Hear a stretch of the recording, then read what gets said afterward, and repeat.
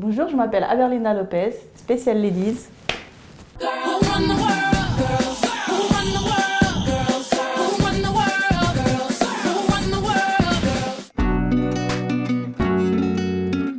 Je suis donc née au Cap-Vert. Je suis arrivée en France à 12 ans, presque 13 ans. J'ai donc repris mes études au Cap-Vert en 4e, puis la 3e, j'ai fait un bac scientifique parce qu'à la base je voulais être médecin. Finalement la médecine ça n'a pas fonctionné et puis donc j'ai découvert la psychologie. Et du coup ça m'a beaucoup intéressée, j'avais envie de comprendre comment l'être humain fonctionne pour pouvoir aider le maximum de personnes en fait.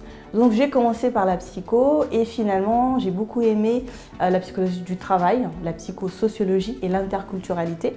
Donc j'ai fait un master en 3 spécialités, psychologie du travail, psychosociologie et interculturalité. Donc aujourd'hui je suis psychologue du travail, j'ai mon cabinet, je fais également des formations et je suis également coach pour des personnes tant sur la vie professionnelle que sur la vie privée.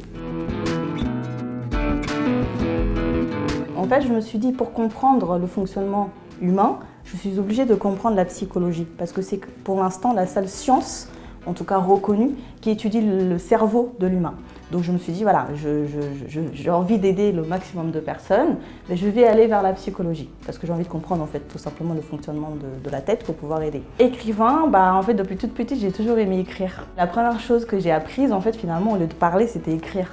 Donc j'ai toujours eu une facilité, on va dire, pour écrire.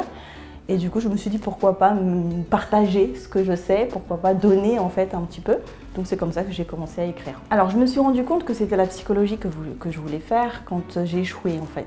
Quand j'ai échoué à la médecine, j'ai essayé 2 fois, j'ai fait 2 premières années à la fac de médecine parce que je voulais vraiment être médecin. Au final, j'ai remarqué que je voulais être médecin surtout pour mon père, parce que lui, il a toujours voulu être médecin. Et le fait qu'il m'ait amenée en France, je me suis dit, en fait, je vais faire la médecine pour le rendre fier de moi. Et en réfléchissant comme ça, j'ai dit, mais pourquoi on fait des choix pour les autres? Comment ça se fait qu'au lieu de dire, j'ai envie de faire ça, non, je vais penser à mes parents, je vais penser à ma famille, je vais penser aux gens de ma communauté, etc. Donc c'est là que j'ai réfléchi, je me suis dit, j'ai toujours voulu comprendre les gens, comment ils fonctionnent. En France, on ne nous apprend pas à créer des entreprises. On ne nous apprend pas à savoir quel statut prendre, auto-entrepreneur, SARL, enfin bref, on ne nous apprend pas à créer en fait, à entreprendre. Donc ça, c'était la première difficulté. Mais comme je suis quelqu'un de très curieuse, je suis allée chercher beaucoup sur Internet. Je suis allée dans des formations aussi. Je suis allée dans ma ville pour poser les questions. Donc finalement, c'était une difficulté sans vraiment en être une. Après, la deuxième difficulté, c'est qu'on a toujours peur quand même. On a toujours peur de se dire, oui, mais j'aurai pas un salaire fixe. C'est-à-dire ça va dépendre un petit peu de moi, ça va dépendre un petit peu des patients. Donc c'est pas facile. L'impact que mon activité pourra, en tout cas l'impact que je veux que mon activité ait sur la gente féminine, c'est vraiment de les pousser vers le haut. C'est-à-dire de montrer que même si on peut venir d'Afrique, on peut venir de l'étranger, on peut ne pas parler français, on peut arriver dans un pays complètement inconnu, on peut quand même réussir ce qu'on a envie de faire. Donc c'est vraiment les pousser vers le haut, les inspirer, leur montrer que quand on est motivé, quand on sait ce qu'on veut, on peut forcément y arriver. C'est vrai que la gente féminine, pendant longtemps, on a été mis un petit peu de côté, on est encore un petit peu en bas de l'échelle. Quand on est une femme, quand on est une femme noire, c'est peut-être encore plus difficile.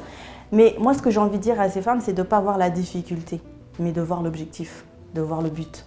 Parce que finalement, il n'y a que ça qui compte. Quand on reste trop concentré sur la difficulté, bien évidemment, on ne voit que ça et on n'avance pas. Dans le milieu de la psychologie, du coaching, la femme est très présente. Pour vous dire, la majorité des psychologues sont des femmes. Pourquoi? Parce que déjà, il y a une sorte de facilité. Les femmes vont vers les métiers où ils aident les autres, où ils aident leurs prochains.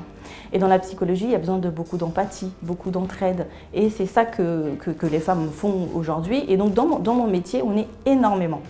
Après, il y a aussi ce gros manque de confiance. Quand on regarde les prix des psychologues, les hommes sont beaucoup plus chers que les femmes parce que les femmes ont ce problème de confiance, problème de légitimité. Quand on regarde les grands penseurs de psychologie, ce sont des hommes. Pourtant, il y a aussi beaucoup de femmes, mais on n'en entend pas parler. Être émotive ne veut pas dire ne pas gérer. On peut être émotive et justement être très bonne en gestion. L'émotivité, c'est le tout, c'est ce qui permet les relations, c'est ce qui permet d'avancer, c'est ce qui permet la motivation, c'est ce qui permet de vivre, c'est quelque chose de complètement naturel. Donc on a tendance dans cette société à voir l'émotion comme quelque chose d'extrêmement négatif où on doit mettre complètement son émotivité de côté pour pouvoir gérer par exemple une équipe. C'est pas vrai, au contraire. Après, il faut quand même gérer son émotion, c'est-à-dire qu'il faut la réguler, il faut l'adapter.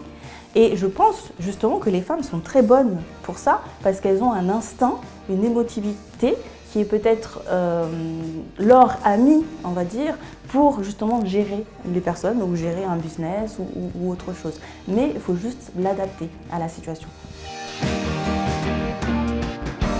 Je ne peux pas dire que les personnes m'ont mis des bâtons dans les roues parce que c'est à moi de choisir si je vois un bâton ou pas en fait. Donc si quelqu'un m'empêche de réussir, quelque part c'est de ma faute.